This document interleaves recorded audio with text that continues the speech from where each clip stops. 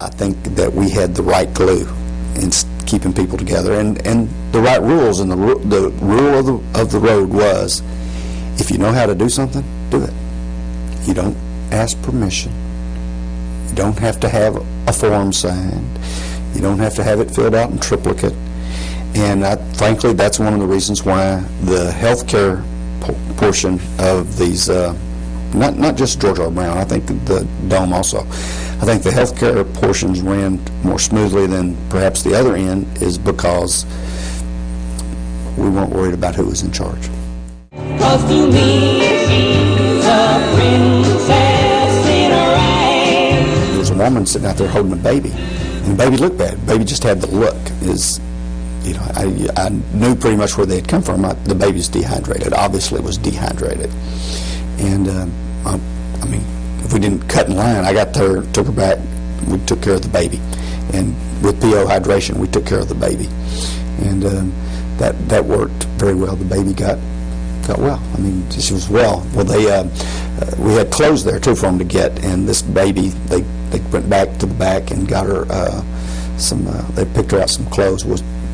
She came back and she had on a little tutu, and so we nicknamed her Princess. My sister-in-law and her husband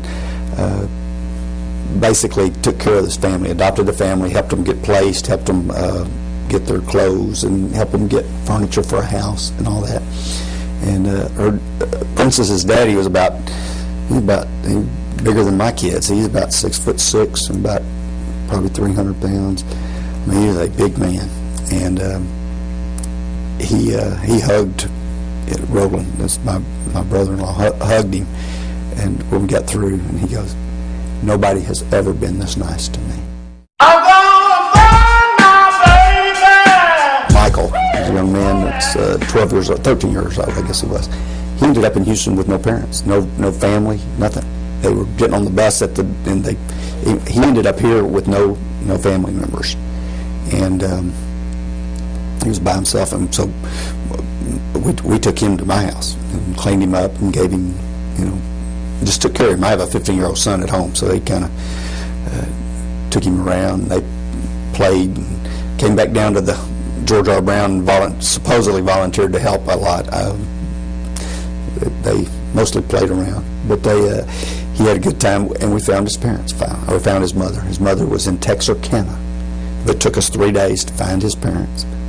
And he didn't want to go to Texarkana. He wanted all of them to come to Houston.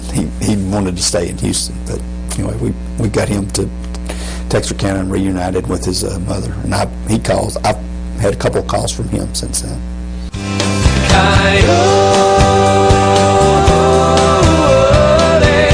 I'll tell you about Coyote. That'll give you a hint. The man's name was Coyote.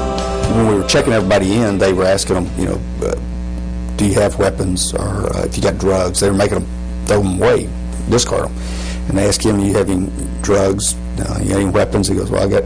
He handed him a gun. He just handed him the gun. And the policeman said, "Was it loaded?" He went, "Well, partly." He said, "What do you mean partly?" He said, "Well, we were trying to make it to Dome." He said, "The people were shooting at us." He said, "And I shot back." And he said, "So I don't know if you test for ballistics or anything." He said, "But I shot this gun." And he said, well, did you hit him?" He goes, "Well," he said, "I don't know. I'm a pretty good shot." So, anyway, Coyote looked like Coyote would have been a proper name for him. And he had real bad infections on his feet and things like that. I mean, they were really bad. But we took care of him. He got well. He became the wheelchair brigade. He was the guardian of the door.